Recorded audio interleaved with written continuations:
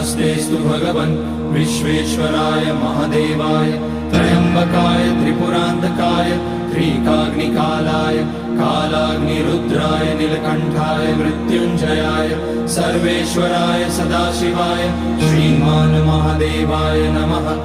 ॐ नमः शम्भवाय च मयोभवाय च नमः शङ्कराय च मयस्कराय च नमः शिवाय च शिवतराय च।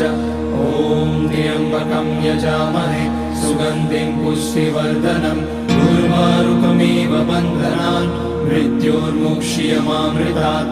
नागेन्द्रहाराय त्रिलोचनाय भस्माकराय महेश्वराय नित्याय शुद्धाय दिगम्बराय तस्मै नकाराय नमः शिवाय।